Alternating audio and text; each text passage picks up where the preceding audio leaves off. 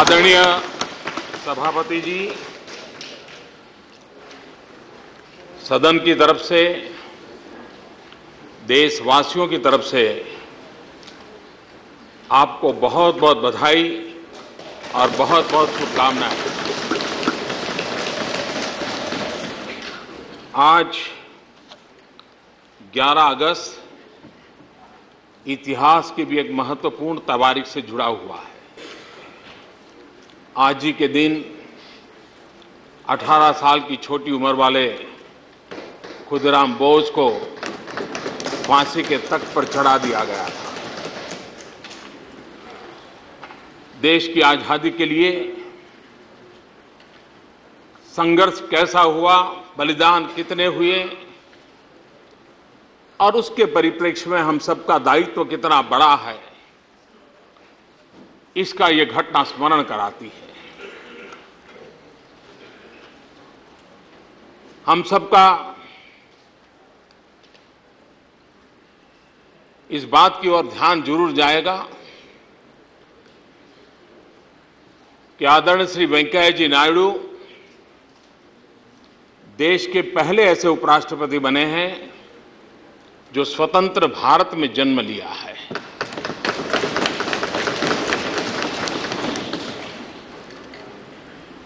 श्रीमान वेंकैया जी ये ऐसे पहले उपराष्ट्रपति बने हैं, मैं समझता हूं शायद वो अकेले ऐसे हैं जो इतने सालों तक इसी परिसर में, इन्हीं सबके बीच में पले हैं, बड़े हैं। शायद ही देश को पहले ऐसे उपराष्ट्रपति मिले हैं जो इस सदन की हर बारीकी से परिचित हैं, सदस्यों से लेकर के समितियों से लेकर के सदन तक की कार्यवाही से स्वयं उस प्रक्रिया से निकले हुए ये पहले उपराष्ट्रपति देश को प्राप्त हो रहे हैं। सार्वजनिक जीवन में जेपी आंदोलन की वो पैदाइश है। विद्यार्थी काल में जयप्रकाश नारायण के आह्वान को लेकर के, शुचिता को लेकर के, सुशासन के लिए जो राष्ट्रव्यापी आंदोलन चला, आंध्र प्रदेश में एक विद्यार्थी नेता के रूप में उन्होंने अपने आप को उसमें झोंक दिया था। और तब से लेकर के विधानसभा हो या राज्यसभा हो, उन्होंने अपने व्यक्तित्व का भी विकास किया और कार्यक्षेत्र का भी विस्तार किया। और आज उसकी बदौलत हम सब ने उनको पसंद किया और इस पद के लिए एक गौरवपूर्ण जिम्मेवारी उनको दी।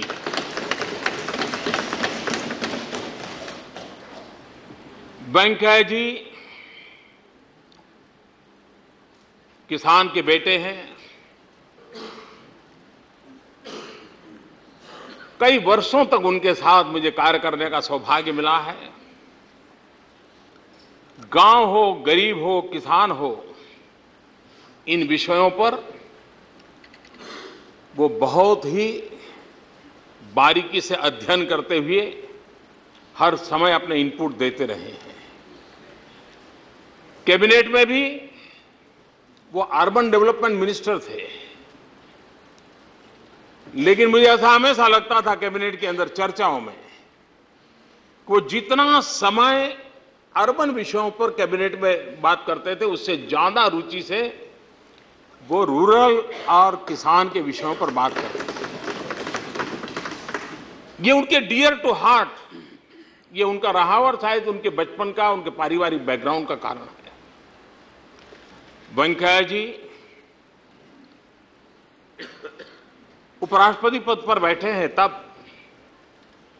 पूरी दुनिया को इस बात पर हमें परिचित करवाना होगा। और मैं मानता हूं हम सबका ये दायित्व है, राजनीतिक दीवारों से परे भी ये दायित्व है। और वो दायित्व ये है कि भारत का लोकतंत्र कितना मैच्योर है, भारत के संविधान की बारीकियों की कितनी बड़ी ताकत है। हमारे उन महापुरुषों ने जो संविधान दिया, उस संविधान का सामर्थ्य क्या है कि आज हिंदुस्तान के संविधान पदों पर वो लोग बैठे हैं जिनकी पार्श्वभूमि गरीब की है, गांव की है, सामान्य परिवार से है, वो किसी रईसी खानदान से नहीं आए। पहली बार देश के सभी सर्वोच्च पदों पर इस पार्श्वभूमि के व्यक्तियों का होना, ये अपने आप में भारत के संविधान की गरिमा और भारत के लोकतंत्र की मैच्योरिटी को प्रदर्शित करता है, और जिसका गर्व हिंदुस्तान के 125 करोड़ देशवासियों का गर्व है। हमारे पूर्वजों ने हमें जो विरासत दी है, उन पूर्वजों का सम्मान इस घटना के साथ मैं देख रहा हूं। मैं फिर से एक बार उन संविधान निर्माताओं का भी नमन करना चाहूंगा। वेंकैया जी, उनका व्यक्तित्व भी है, कर्तृत्व भी है और वक्तृत्व भी है। इन सब के वो धनी है, और उनकी तुकबंदी तो बड़ी भली भांति परिचित है। और कभी कभी वो जब भाषण करते हैं तो, और वो भी अगर जब तेलुगु में करते हैं, तो ऐसा लगता है कि वो सुपर फास्ट चला रहे हैं। लेकिन उसके लिए ये तब संभव होता है जब विचारों के अंदर स्पष्टता हो, ऑडियंस के साथ कनेक्ट हो। वो शब्दों का खेल नहीं होता है। जो वक्तृत्व की दुनिया से जुड़े हैं उनको पता है, शब्दों के खेल किसी के मन मंदिर को नहीं छू सकते, लेकिन श्रद्धा भाव से पनपी हुई विचारधारा के आधार पर अपने कन्विक्शन और विजन के साथ चीजें निकलती हैं, तो जन हृदय को अपने आप स्पर्श कर देती हैं। और वो वेंकैया के जीवन में देखा गया, पाया गया। ये भी सही है, ग्रामीण विकास के अंदर आज कोई भी ऐसा सांसद नहीं है जो एक विषय पर सरकार से बार बार आग्रह न करता हो। चाहे सरकार डॉक्टर मनमोहन सिंह जी के नेतृत्व की हो, चाहे वो सरकार मेरे नेतृत्व की, सांसदों के एक मांग लगातार रहती है, और वो अपने क्षेत्र में प्रधानमंत्री ग्राम सड़क के लिए कार्य के लिए। हम सभी सांसदों के लिए गर्व की बात है, देश को प्रधानमंत्री ग्राम सड़क योजना की कल्पना, उसकी योजना, ये तोहफा अगर किसी ने दिया तो ये हमारे उपराष्ट्रपति जी ने दिया, आदरणीय वेंकैया जी ने दिया।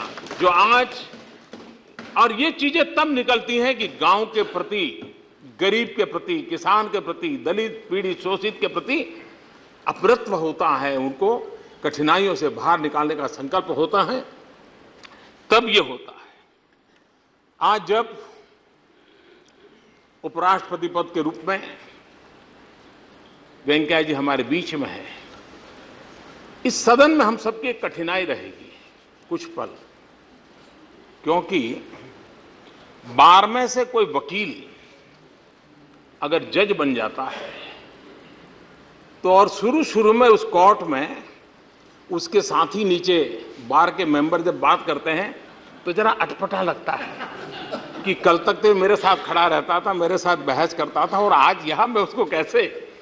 तो कुछ पल हम सबके लिए भी, खास करके इस सदन के सदस्यों के लिए, जिन्होंने इतने साल उनके साथ एक दोस्ताना रूप में काम किया है, और जब इस पद पर बैठे हैं तो हमने भी, और हमारे लोकतंत्र की विशेषता है कि व्यवस्था के अनुकूल हम अपने कार्यशैली को भी बनाते हैं।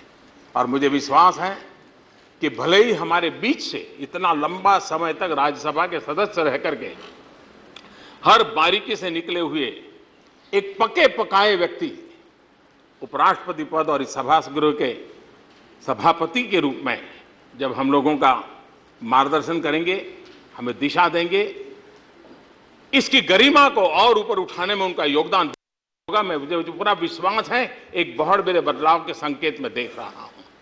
और वो अच्छे के लिए होंगे, अच्छाई के लिए होंगे। और आज जब वेंकैया जी इस गरिमापूर्ण पद को ग्रहण कर रहे हैं, तब मैं उसी बात को स्मरण करना चाहूंगा, अमल करो ऐसा अमन में, अमल करो ऐसा अमन में, जहां से गुजरे तुम्हारी नजरें उधर से तुम्हें सलाम आए। और उसी को जोड़ते हुए मैं कहना चाहूंगा, अमल करो ऐसा सदन में जहां से गुजरे तुम्हारी नजरें उधर से तुम्हें सलाम आए। बहुत बहुत शुभकामनाएं, बहुत बहुत धन्यवाद।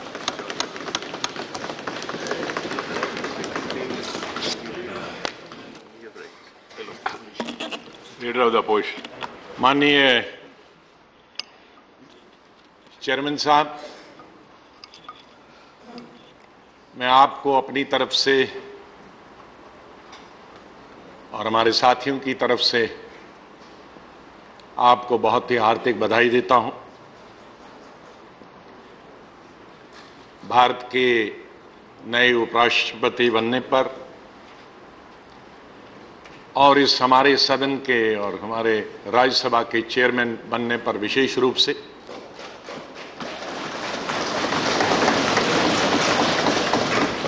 आप इस सदन के लिए नए नहीं, आपने एमपी के रूप में भी, मंत्री के रूप में भी, विशेष रूप से पार्लियामेंट्री अफेयर्स मिनिस्टर जब थे तब भी प्यार से भी लड़ते भी रहे, हम झगड़ते भी रहे, लेकिन सदन से बाहर जब जाते थे तो फिर हम एग्रीमेंट भी करते थे सदन को अच्छी तरह से चलाने के लिए। आपकी जो पब्लिक लाइफ रही, मैं देख रहा था, स्टूडेंट लाइफ से लेकर यूथ ऑर्गेनाइजेशन से लेकर अपने पेरेंट पार्टी में जो आपने काम किया, उसकी वजह से जो आपका नाम, और एक बार तो आप राष्ट्रीय स्तर के अपनी पार्टी के अध्यक्ष भी बने, लेकिन आप उन चंद लोगों में हैं जो नीचे से आए, जमीन से आए और ऊपर तक पहुंच गए अपनी पार्टी में भी और आज इस उपराष्ट्रपति के पद पर भी। ये किसी भी व्यक्ति के लिए और उनके चाहने वाले लोगों के लिए, बल्कि दूसरी पार्टियों के लिए भी जो निष्ठा से काम करते हैं अपने अपने दलों में, अपने अपनी पार्टियों में। कल हम येचुरी जी की बात कर रहे थे, इसी तरह ये भी अपने स्टूडेंट कैरियर से आज अपनी पार्टी के जनरल सेक्रेटरी हैं। बहुत सारे लोग इस सदन में हैं, दोनों तरफ, तीनों चारों पांचों तरफ, जो नीचे से उठ के आज अच्छे अच्छे पदों पर आए। आज आपको अल्लाह ने नवाजा है। बहुत कम लोग ऐसे हैं खुशकिस्मत जिनको ऐसी जगहें मिलती हैं, ऐसा पद मिलता है जहां इंसाफ होता, और वो इंसाफ करने का आज आपको मौका मिला है। हम आपकी लंबी आयु की कामना करते हैं, सेहत रहें, स्वस्थ रहें और ये सदन अच्छी तरह से चले। और माननीय प्रधानमंत्री जी ने अच्छी बात रात को कही थी, उनको मैं बधाई उसके लिए, क्योंकि बहुत सारे लोग कल इस सदन में भी और वहाँ भी बता रहे थे कि जो परंपराएं यहाँ कोई भी चेयरमैन छोड़ के जाता है, तो पीएम साहब ने कहा था कि लीडर्स इसलिए भी याद दिलाते हैं कि अगले वाले को वो उन परंपराओं पे चलना है और उसमें इम्प्रूव करना है। यह हमारे सदन में एक जो परंपरा रही है, आपने देखी है हमेशा, एमपी के रूप में भी, मंत्री के रूप में भी, कि आज़ादी है हर इंसान को, हर पार्टी को बोलने की, हर व्यक्ति को बोलने की, उसको अकोमोडेट करने की, उसको एडजस्ट करने की। और यही तो जगह है। आप मैदान में, फील्ड में आप नारे दे सकते हैं, गालियां दे सकते हैं, लेकिन आप कुछ नहीं कर सकते। लेकिन हमारे संविधान ने हमको ये एक फोरम दिया है कि जहां पब्लिक के रिप्रेजेंटेटिव्स वो डायरेक्टली इलेक्ट के होके आए या इनडायरेक्टली, और इनडायरेक्टली जिस तरह से इस सदन की धारणा बनाई गई है ये इनडायरेक्ट, बल्कि मैं कहूंगा डायरेक्ट वालों का रिप्रेजेंटेटिव है। हमारे जो एमएलए चुन के आते हैं उनको देश के करोड़ों लोग चुन के भेजते हैं और वो हमें वापस यहां चुन के भेज देते हैं। तो हम दो लोगों को रिप्रेजेंट करते हैं, उन एमएलए को भी रिप्रेजेंट करते हैं और उन एमएलए को जिन करोड़ों लोगों ने चुन के दिया है उनको भी इनडायरेक्टली हम रिप्रेजेंट करते हैं। तो इस हमारे हाउस की जो जिम्मेदारी है मैं समझता हूं कि डबल है।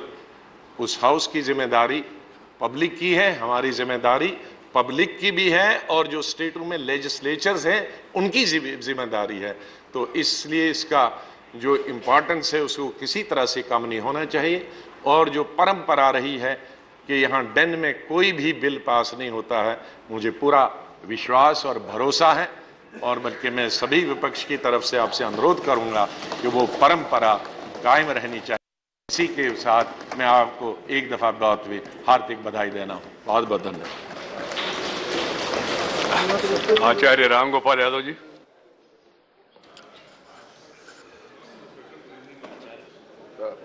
माननीय सभापति जी,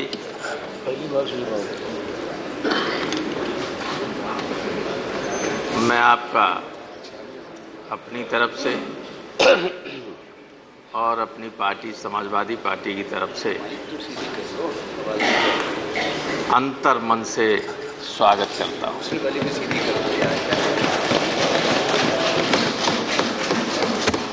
आपका बहुत लंबा राजनीतिक छात्र जीवन से लेकर एक बहुत बड़ी पार्टी के राष्ट्रीय अध्यक्ष तक किसी व्यक्ति का पहुंचना अपने आप में ये साबित करता है कि उसके व्यक्तित्व में कुछ तो खासियत है ही। और ये लोकतंत्र का ही कमाल है कि आम व्यक्ति भी,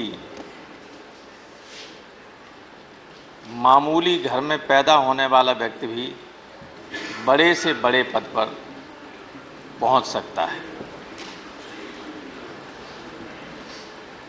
आप ने मंत्रिमंडल में ग्रामीण विकास मंत्रालय को भी देखा और नगर विकास मंत्रालय को भी देखा। मुझे याद है कि जब आप ग्रामीण विकास मंत्री थे तो संसद सदस्य सबसे ज़्यादा प्रसन्न आपसे ही थे, क्योंकि जो एमपीज़ को आपने दिया एज मंत्री रहते हुए वो किसी मंत्री ने नहीं दिया।